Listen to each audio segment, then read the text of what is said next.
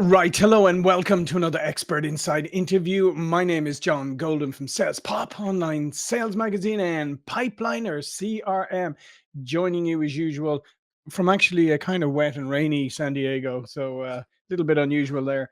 And today I'm delighted to be joined by John Donnelly, who is in Fort Worth, Texas. How are you doing, John? I'm great. Thanks for having me. It's a great day. Yeah, absolutely. And John serves as Executive Director of Sales at Service First Mortgage, a company dedicated to community enrichment and financial empowerment. You're also passionate about leadership development, fostering growth and achievement through speed, service, and synergy. And that's what we're going to talk a little bit about today. We're going to talk about the mortgage industry and mortgage trends today because I think. John, I think it's fair to say that right now people are maybe a little confused around mortgages and mortgage rates and the Fed and you know they're not see we saw those, there was cheap money, then then we had the rate increases, and a lot of people were kind of locked out of the market. But there doesn't seem to be a lot of respite on the horizon. What from your point of view, what's the state of mortgages right now? Yeah, I think rates are probably staying elevated for the near future. I think that, we're going to see inflation still be an issue for a little while. And even if the Fed does try to help and lower rates, I don't think it's going to help a lot. So the challenge is home affordability. Hmm. Insurance rates have tripled or more, and some carriers are pulling out of certain markets. Taxes are going up, interest rates are higher, and so man, is it challenging for somebody to buy a house today. That's what we're facing.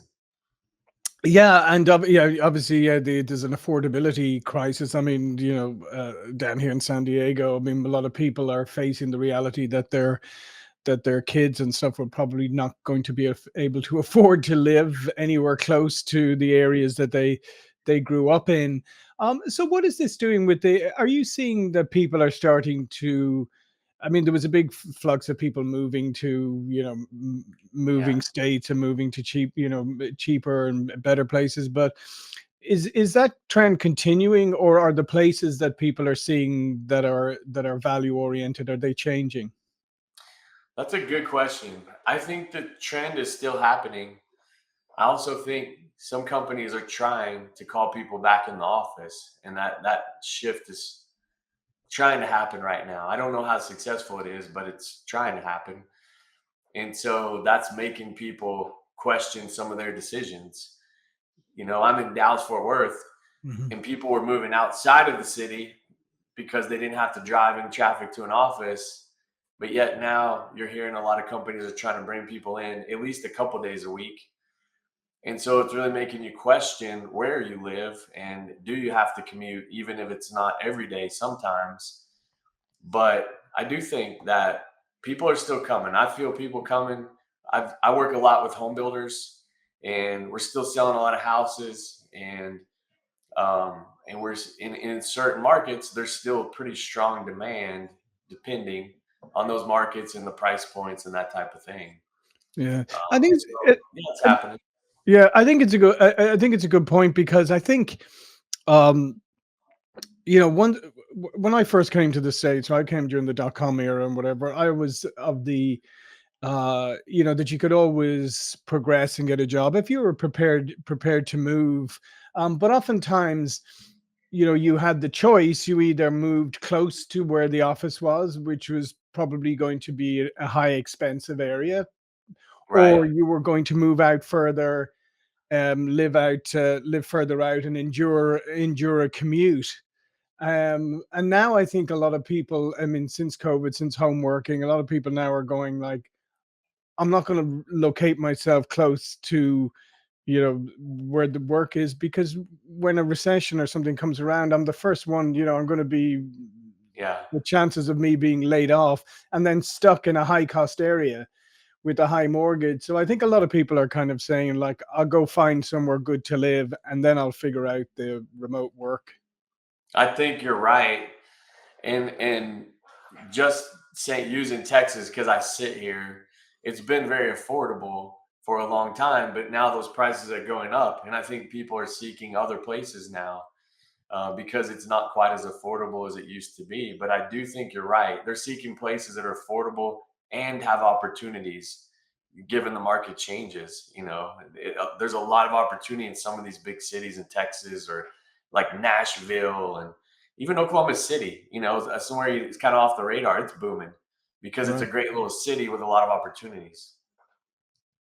Yeah, and that's interesting. The like I said, I think people are more open minded now because they prefer to have a quality of life first, and then figure out the rest.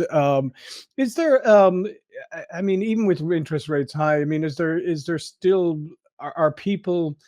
Is it getting easier to get qualified, or is it still as hard to get qualified? Because I know some people were struggling with qualifying for mortgages. So it is hard to qualify still today. And what's kind of the new twist as of the last few months is used to you could sell your house and buy a new one pretty easy and know that you're probably going to sell that house within a couple months.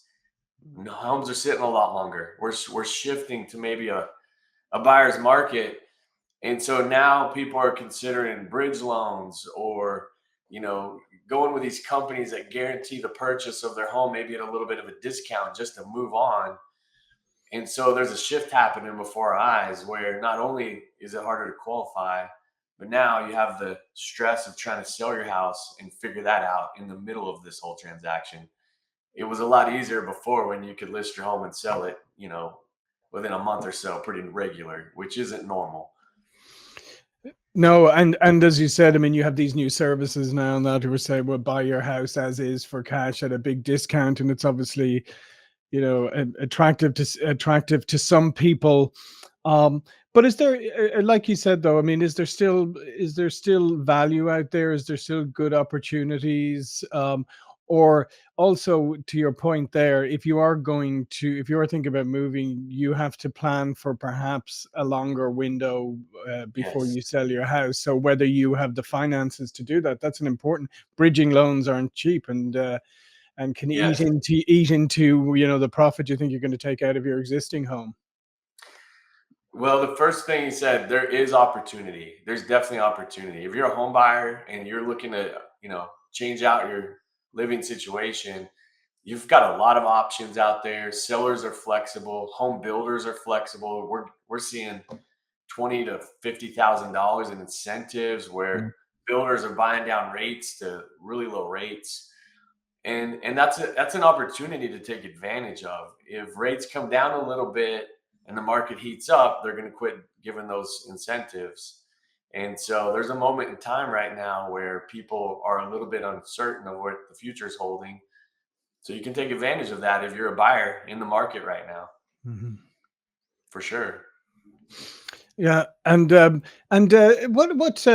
if you're thinking of if you're thinking of buying or whatever, or applying for a mortgage, how would you advise people to put themselves in the best possible position?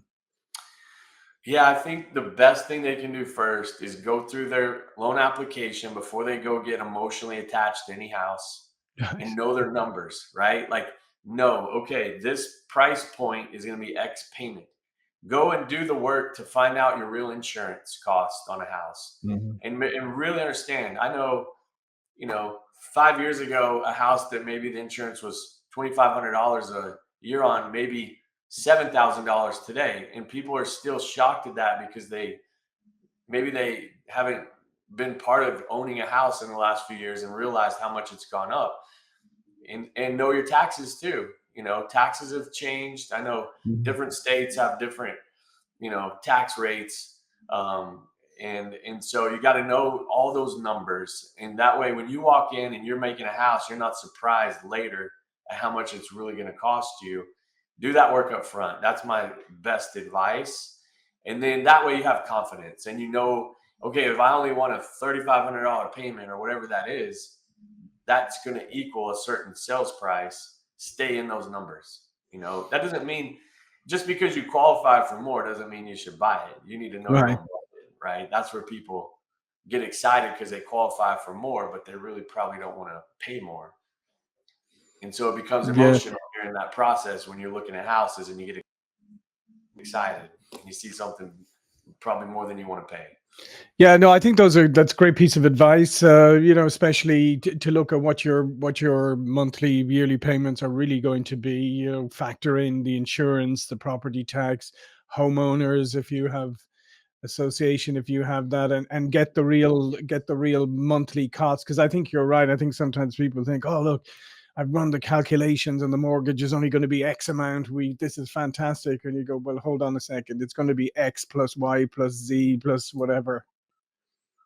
Yes. They don't understand. There might be mortgage insurance, or, I was on with a customer the other day and their homeowners insurance or homeowners association was 275 a month. They thought it was that a year. Well, that's a big difference.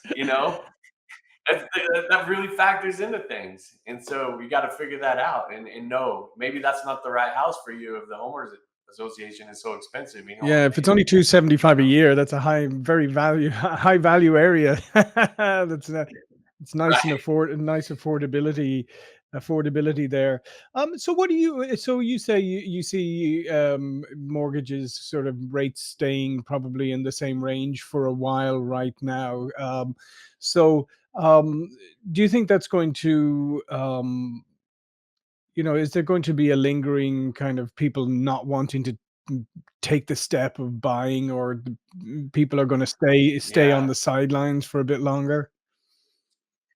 A little bit, but we can't stop Yeah. progression. And there's still people. I've seen a lot of stats. For 15 years, we've not built enough houses in the United States for the demand that we have. And I know there's certain pockets that feel that different, Mhm. but people are still, making families. People are still having life events, and they're still moving.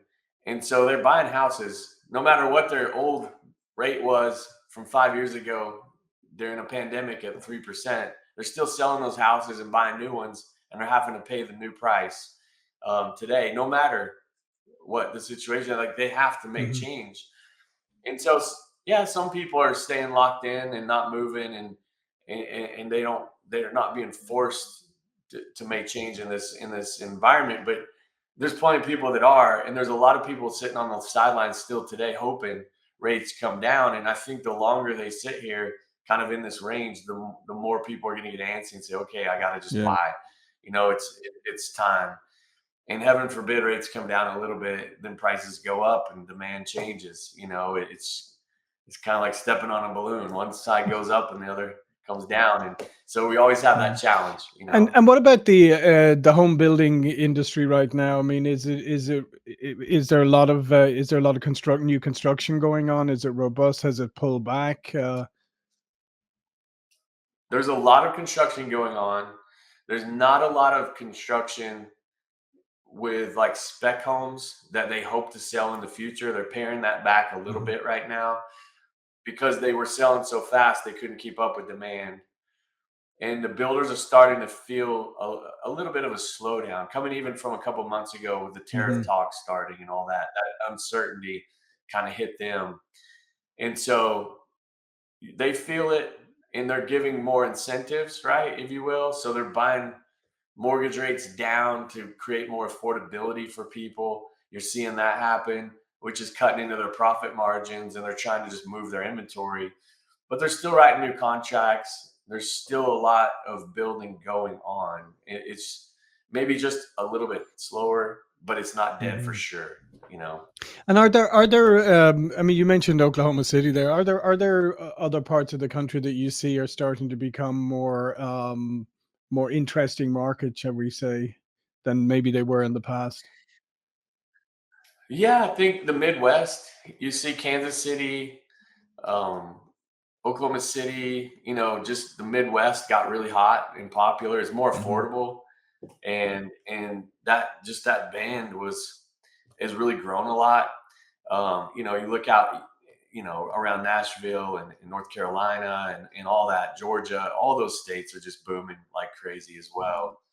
And so I guess people are moving south. I know I see numbers are decent up north, but a lot of people moving south, and they're finding these little Mhm. pockets, just like you said, where there's a good quality of life, but there's opportunity also for a lot of different jobs in these cities that are kind of booming Mhm. right now. Yeah. So yeah, I think the standard, like maybe in California, but you don't hear about San Francisco leading the way anymore like it Yeah. did years ago, or San Diego maybe as much as some of these a little bit smaller towns that are more Mhm. affordable. Those are still places that it's Yeah. booming. Well, And the reality obviously is you would know better than I do. The reality is that there's certain areas have intrinsic features that make it, say in San Diego, you've got the coast. There's a limited amount of space. There's a limited amount of house you can buy. House prices tend to stay high, and if people are waiting around for bargains here because they think, oh, there's going to be a correction or whatever, these are places sometimes you're not going to get those bargains. yeah, I agree. And then you have these people on social media, they're saying there's going to be a 20% crash in the housing market, and they're trying to Hmm. scare you. I I follow a lot of industry data. I can't find support for that. It doesn't mean it won't Right. happen, but I don't see it. I don't see that crash happening. Sure, maybe houses don't appreciate at the same pace, but I don't know that they're going to crash either. Yeah, You I, know? I I would agree with you. I think maybe the appreciation it will slow down because let's face it. I mean, in some places it's been a bit crazy, Yeah, but I don't see. I mean, that would be a massive, massive correction, and I don't see. But it is a good reminder not to be over leveraged in your home, right? that's a great point. It's a good reminder. Yeah, and don't buy a house banking on the fact that it's going to double in value in a Mhm. couple of years. It's probably not. Not right now. No matter what market you're in. Yeah. Like we said, I mean, we see rates staying fairly similar. Maybe appreciation slowing down a little bit. But other than that, I mean, it seems like it's a good a time as any if you're going to jump into the market. I mean, waiting 6 months, another year, or whatever, are things really going to change that much? Yeah, I don't think so personally. I think if you can afford it and it's in your budget and you can buy a house, the time to buy is always now, no Hmm. matter what, the market is doing. The challenge is kind of what we were touching on earlier is a lot of people are working multiple jobs Hmm. nowadays. And you call it the gig economy or whatever it is, but in the mortgage world, that makes it a lot more complicated Right. to qualify. And so when you have multiple jobs and multiple W-2s and multiple union pay stubs and verifications from all these jobs, it gets a little complicated. And so that's one thing we see right now. It's like, dang, getting income qualified is harder than ever. So if you have multiple jobs or you're self-employed, go back to my advice before. Go get pre-qualified Hmm. first, and make sure you've got yourself in a position to buy. Because again, there are opportunities out there, and you want to be able to jump on it when you can, when you get that right deal. And it's a hard industry right now. Mortgage has been I've been in it since 1997, so I've seen Right. a lot of Hmm. ups and downs. And the market crashes, and this doesn't feel like one I've seen before. It's different than 2008. It's not a crash like that. There's still buyers, there's still sellers. Yeah, the market's shifting and all things are happening, but mortgage loans are done proper. There's not a bunch of nonsense in these loans that are going to cause them to Hmm. default. Lenders have done a good job, so that's not an issue. I don't see why home values would crash unless people just don't buy them. I don't Hmm. know. I mean, but there's too much demand for people still buying today. I mean, we had our best quarter in our company's history Wow. last quarter. And so that's telling you that there's still opportunity out there and there's still things happening. What I think is interesting though is because there's a lot of uncertainty in the market and the economy, you don't know where things are going a Mm. little bit. What do the tariffs mean? The presidency, like take out just there's a lot of change going on. I know that I have 2 kids that are, in their Mhm. early 20s. They're having a harder time finding a job than they've Yeah. ever had. And so all this uncertainty makes you go, "What's going on here?" Which makes you pause a little bit, you know? But the truth is there's still transactions going on and we're still closing deals and people are buying houses and we're Mhm. making money. Like it's not that bad, but it feels worse than it is. That's the funny part right Yeah, now. that's a really interesting observation. You're right. It does feel where, and it seems to be a lot of doom, or that's kind of those clouds, those dark clouds like Eeyore from the donkey, like people walking around with those dark Yes. clouds over their heads without all the evidence. But I like what your suggestions there is: go get pre-qualified so don't have any surprises. It's much better to find out what you can afford, and before you actually go and fall in love with the property. Do you know, John? Just in finishing up, I heard a statistic recently that that apparently most people, it takes 4.5 seconds for them to make their decision when they walk across the threshold of the house they're going to buy. Four and a half Yeah. seconds. A lot of times it's Wow. that just that emotional connection to the to the property is what actually wins them at the end of the day. They may go and spend a lot more time and look around, but it's that initial reaction is often the one that wins out. That's a great stat. I've never heard that stat, but I Yeah. believe it. I believe it. Well. I was uh I was playing golf with a guy as a neighbor 2 weekends ago, and he said, "Hey, I actually almost bought your neighbor's house. We were almost Mhm. neighbors at one point." He goes, "But I walked in and I looked around and I felt the floor and I didn't like the paint. And I just, we didn't know." And this crazy thing, we got a message and this other house down the street popped up. And he goes, "When I walked in, I immediately, my wife and looked at each other and said, 'This is it.'"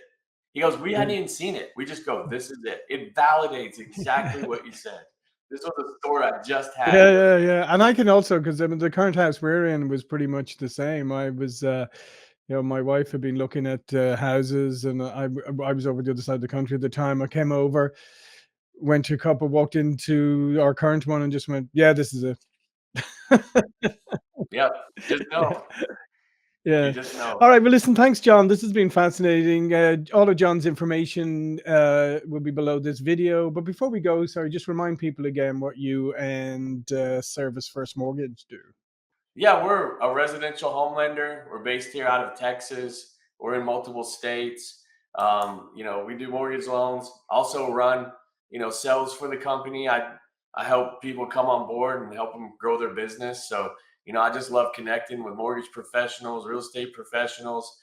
I really like LinkedIn. If you want to find me, go to the John Donnelly on LinkedIn and we'll have a conversation. Excellent. So, thanks for having me on here, Yeah, John. absolutely. Listen, thanks again, John. Thank you for watching and listening, and good luck if you're house hunting. I hope you find the right property at the right price with the right mortgage.